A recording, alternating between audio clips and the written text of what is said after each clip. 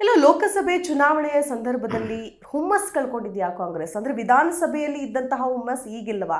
Over ಕಾನ್ಫಿಡೆನ್ಸಾ? ಹೇಗೆ sir?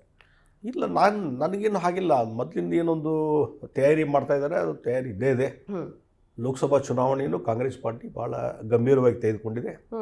ಹೀಗಾಗಿ ಆ ಉತ್ಸಾಹ ಇದೆ, ಕಾರ್ಯಕರ್ತರಲ್ಲಿದೆ.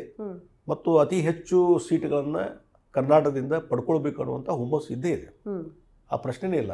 ಇಲ್ಲಿ ನಿರುತ್ಸಾಹ ಆಗಿದ್ದಾರೆ, ಕಾನ್ಫಿಡೆನ್ಸ್ ಕಳ್ಕೊಂಡಿದ್ದಾರೆ ಅನ್ನುವಂಥ ಮಾತಿಲ್ಲ. ಎಲ್ಲ ಗ್ಯಾರಂಟಿ ಸ್ಕೀಮ್ಗಳು ಯಾವ ರೀತಿಯಾಗಿ ಲೋಕಸಭೆ ಎಲೆಕ್ಷನ್ನಲ್ಲಿ ಎಫೆಕ್ಟ್ ಆಗುತ್ತೆ ನೋಡ್ರಿ, ಒಂದು ಲೋಕಸಭಾ ಚುನಾವಣೆ ನಡೆಯುವಂಥದ್ದು ರಾಷ್ಟ್ರೀಯ ಒಂದು ವಿಚಾರಗಳಿಗೆ ಸಂಬಂಧಪಟ್ಟಂತೆ ರಾಜ್ಯ ಮಟ್ಟದಲ್ಲಿ ಮತ್ತು ಪ್ರೈಮ್ ಮಿನಿಸ್ಟ್ರು ಮತ್ತು ಯಾರು ಲೀಡರ್ ಆಗ್ತಾರೆ ಅನ್ನುವಂಥ ಆ ಹಿನ್ನೆಲೆ ಆಗುವಂಥದ್ದು.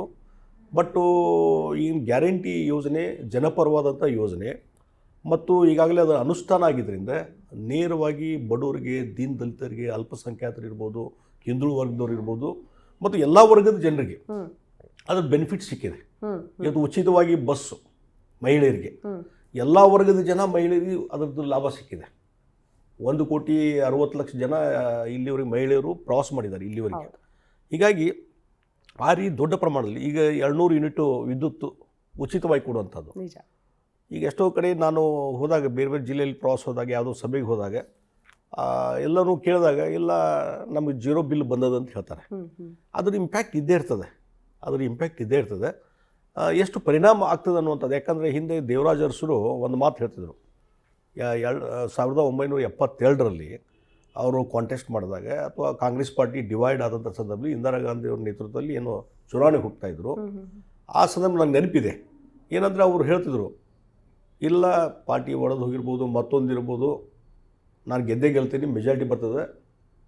ಮತ್ತು ಎಲ್ಲಿವರೆಗೆ ಯಾರು ನಿಮ್ಮ ವೋಟರ್ಸ್ ಹೆಂಗೆ ಪಾರ್ಟಿ ಡಿವೈಡ್ ಆಗಿದೆ ಅಂದಾಗ ಅದೃಶ್ಯ ಮತದಾರರಿದ್ದಾರೆ, ಅದೃಶ್ಯ ಮತದಾರರು, ಅದರ ಮೇಲಿಂದ ಕಾಂಗ್ರೆಸ್ ಪಾರ್ಟಿ ಅಧಿಕಾರಕ್ಕೆ ಬರ್ತದೆ ಅನ್ನುವಂಥ ಮಾತು ಅವತ್ತು ಹೇಳಿದ್ದು ನಂಗೆ ನೆನಪಿದೆ. ಮತ್ತು ಅಧಿಕಾರಕ್ಕೂ ಬಂದರು. ಮತ್ತು ಎಲ್ಲೇ ಮೂಲೆಯಲ್ಲಿದ್ದಂಥ ಭಾಳ ಹಿಂದುಳಿದ ವರ್ಗದವರು ಮತ್ತೊಂದು ಅಂಥ ಯುವಕರನ್ನು ಕ್ಯಾಬಿನೆಟ್ ಮಿನಿಸ್ಟ್ರು ಮಾಡಿದರು. ಆ ಸಂದರ್ಭದಲ್ಲಿ ಅವತ್ತೇ ಭಾಳಷ್ಟು ಹೊಸ ಮುಖಗಳು ಹೊರಗಡೆ ಬರುವಂಥದ್ದಾಯಿತು ಕಾಂಗ್ರೆಸ್ನಲ್ಲಿ. ನಾನು ನೋಡಿದ್ದೀನಿ ಅದನ್ನು. ಹೀಗಾಗಿ ಈ ಅದೃಶ್ಯ ಮತದಾರ ಅನ್ನೋದು ಎಲ್ಲ ಚುನಾವಣೆಯಲ್ಲಿ ಇರ್ತದೆ. ನಾವು ಕ್ಯಾಲ್ಕುಲೇಷನ್ ಮಾಡೋದು ಒಂದು, ಅದರ ಇಫೆಕ್ಟ್ ಬೇರೆ.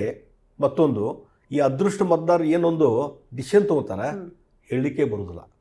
ಹೀಗಾಗಿ ಈ ಏನು ಗ್ಯಾರಂಟಿ ಯೋಜನೆಯದ್ದು ಈ ಲಾಭ ತೊಗೊಂಡ್ರಲ್ಲ, ಇವರೆಲ್ಲ ಅದೃಷ್ಟ ಮತದಾರ ಅಂತ ನಾನು ಹೇಳ್ತೀನಿ. ಅವರು ಯಾವ ರೀತಿ ನಿರ್ಧಾರ ತೊಗೊತಾರೆ ಅದರ ಮೇಲೆ ಇಂಪ್ಯಾಕ್ಟ್ ಆಗುತ್ತೆ ಚುನಾವಣೆ. ಪ್ರತಿಕ್ಷಣದ ಸುದ್ದಿಗಾಗಿ Zee Kannada news app download ಮಾಡಿ. Live TV, latest updates, entertainment, lifestyle, technology ಸುದ್ದಿ ನಿಮ್ಮ ಅಂಗೈಯಲ್ಲಿ.